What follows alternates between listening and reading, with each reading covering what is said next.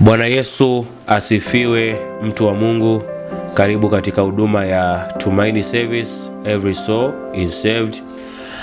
Tunaendelea kujifunza neno la Mungu kama ilivyo kawaida, na ujumbe ambao tuko nao siku ya leo unasema kwamba usikivu ni kipawa cha kiroho. Usikivu ni kipawa cha kiroho. Watu wengi wanadhani kwamba kusikia inaishia kwenye jinsi ya mwili.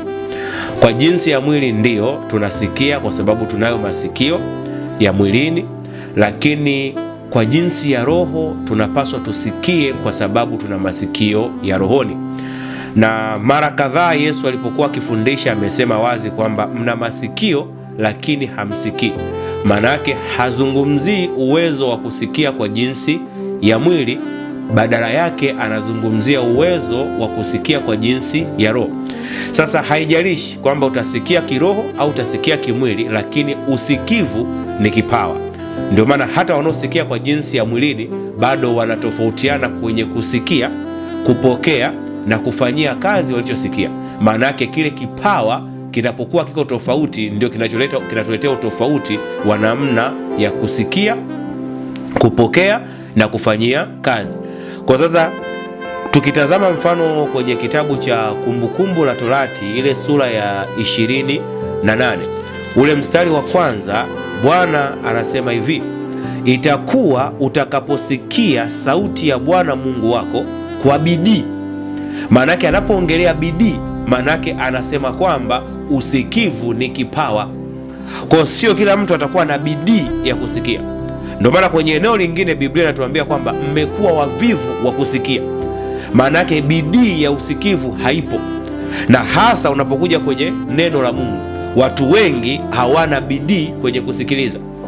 Na ukienda kusoma mfano kitabu cha Matendo ya Mitume ile sura ya 3 mstari wa 22 na wa 23, neno la Mungu linasema kwenye mstari wa 22, kwa maana Musa kweli alisema ya kwamba Bwana Mungu atawainulieni nabii katika ndugu zenu kama mimi, msikieni yeye katika mambo yote atakayonena nanyi.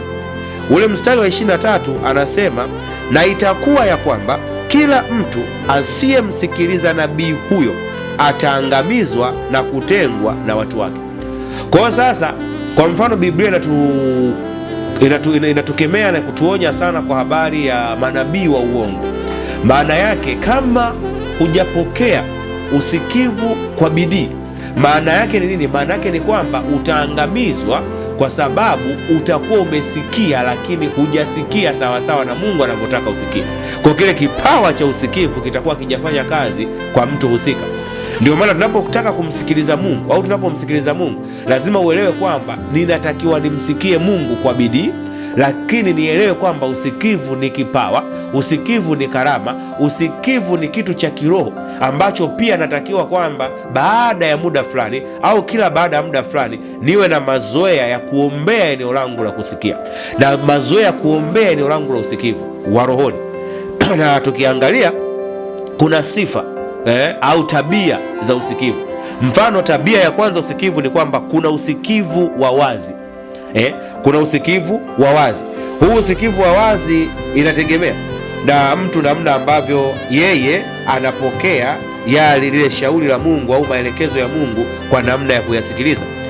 Kwa mfano tukitazama kwenye kitabu cha Timotheo wa kwanza ile sura ya 4 mstari wa kwanza, Biblia inasema kwamba basi Roho anena waziwazi ya kwamba nyakati za mwisho wengine watajitenga na imani. Na ukienda kwenye Warumi 10:17, chanzo cha imani ni kusikia. Naye huko anakuambia kwamba Roho unena waziwazi wa kwamba watu wengine watajitenga na imani, watajitenga na kusikia. Sasa upo usikivu wa waziwazi kwamba Mungu anaweza kusema na mtu akasikia sauti inamsemesha lakini asione anayemsemesha, au akasikia mtu anamsemesha na akamuona anayemsemesha. Kwa mfano ninavyohubiri hapa, wanavyohubiri kwenye maeneo mengine, ni mausikivu wa waziwazi. Hiyo ni moja ya sifa ya kusikia neno la Mungu au kumsikia Mungu. Lakini Mungu anasema pia usikivu wa uaminifu.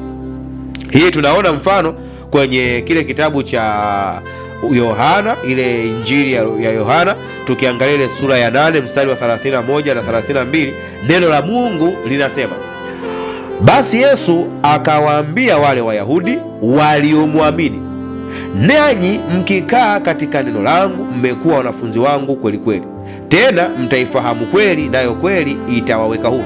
Sasa ukirudi pale juu anasema waliomwamini. Chanzo cha imani ni kusikia.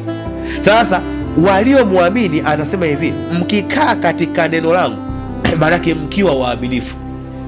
Ukiwa mwaminifu kwa Mungu, maanake upo usikivu ambao moja ya sifa yake ni kwamba wewe uwe mwaminifu katika kusikia, katika hilo neno, ukadumu kwenye hilo neno, ukakaa kwenye hilo neno, maanake kuna kusikia kwa uaminifu. Lakini sifa nyingine Mungu anasema usikivu makini. Ndio hii tunarudi kwenye Kumbukumbu la Torati ile sura 28, kwamba itakuwa utakaposikia sauti ya Bwana Mungu wako kwa bidii. Maanake kuna umakini natakiwa uweke ili usikie kwamba hii sauti ni ya Mungu au hii si ya Mungu.